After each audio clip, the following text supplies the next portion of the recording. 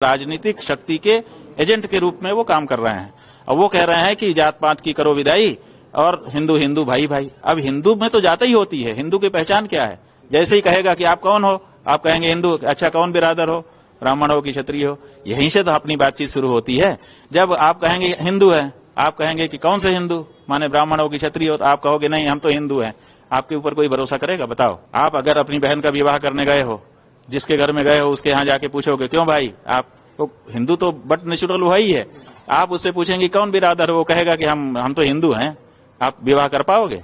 नहीं कर पाओगे। क्यों? क्योंकि वो हमारी परंपरा है, हमारे यहाँ वर्णाश्रम का विचार है। तो ऐसी हाँ, ये जरूर होना चाहिए, आंदोलन इसके लिए होना चाहिए कि वर्णाश्रम को मानते हुए हम किसी को नीचा दिखाने का काम नहीं करेंगे, किसी को तुच्छ नहीं समझेंगे, किसी से घृणा नहीं करेंगे, हम सब आपस में एक हो सकते हैं। लेकिन जात पात की विदाई ही कर देंगे तो हमारी पहचान नष्ट हो जाएगी। तो दोस्तों आपने देख लिया है शंकराचार्य महाराज जी किस तरीके से हमारे बागेश्वर धाम वाले धीरेन्द्र शास्त्री जी का विरोध कर रहे हैं। तो मैं इनसे कहना चाहती हूँ आप अपनी सोच सुधारो। जो मतलब जिस पद पे आप हो शंकराचार्य, आप समझते हो इसका मतलब, जिस पद पे हो आप उसकी गरिमा रखें। और आप ये ना कहें कि भाई मतलब जो बागेश्वर धाम वाले धीरेन्द्र शास्त्री जो काम कर रहे हैं वो गलत। भाई बिल्कुल गलत नहीं है, क्योंकि हम सब हिंदू हिंदू अगर एक हो जाएंगे सभी भाई बहन जात पात छोड़ के, तो उसमें गलत क्या है? तो भाइयों ये देखो, ये वही लोग हैं कहते हैं ना कि हमें जाति मानसिकता वालों से वो है, लेकिन यहाँ तो अपने हिंदू भाई बहन खुद ही, जो हिंदू है ना, हिंदू जो क्या कहते हैं धर्मगुरु, वो खुद ही बोल रहे हैं।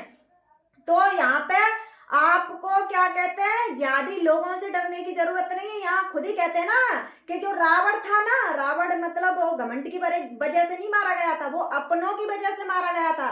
तो ठीक वैसे ही अगर कोई इंसान आगे बढ़ता है ना, तो कहीं ना कहीं उनमें अपनों के हाथ होते हैं हमें नीचे गिराने के लिए। तो बिल्कुल ये लोग ऐसे हैं कि मतलब इन्हें कौन सा मतलब पड़ रहा है? मुझे तो ये समझ में नहीं आता कि इन्हें मतलब कौन सा पड़ रहा है कि भाई ये काम मत करो, जात पात। अरे दुनिया तो सोचती है भाइयों, अब ये सब वो जमाना गया जब जात पात को देखते थे। अब मतलब धीरेन्द्र शास्त्री जी ने अगर ये नारा लगाया है, आप देख रहे हो किस तरीके से वो मेहनत कर रहे हैं बेचारों को। उनके पैर की आप देख सकते हो दिशा किस तरीके से हो गई है कि चलते चलते उनके पैर का वो हाल हो गया है कि आप देख नहीं सकते, आप सोच नहीं सकते, इस तरीके से उनके पैरों का हाल हो गया। और ये जो शंकराचार्य महाराज जी इस तरीके की बात कर रहे, मुझे उम्मीद नहीं थी। शंकराचार्य महाराज जी आप पहले भी विवाद बयान दे चुके हो, तो कम से कम आप अपने जो जिस पद पे हो और जिस उस पे हो उसकी गरिमा रखें और आप अपने शब्दों को सोच समझ के बोलें। इस तरीके से आपको नहीं बोलना चाहिए जिस तरीके से आप बोल रहे हो।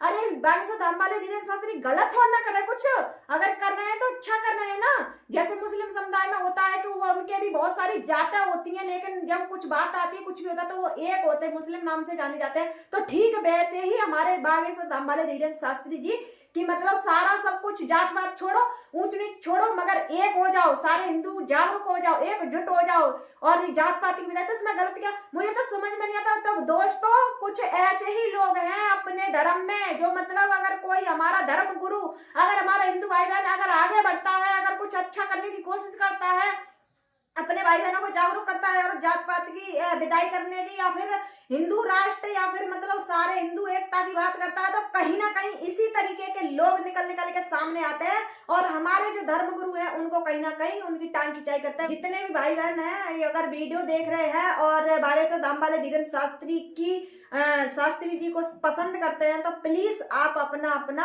कमेंट रखें और आप क्या कहना चाहेंगे इनके शंकराचार्य महाराज जी के बारे में। मुझे तो उम्मीद नहीं थी ये शंकराचार्य महाराज जी इस तरीके का बयान देंगे। जय हिंद, जय श्री राम।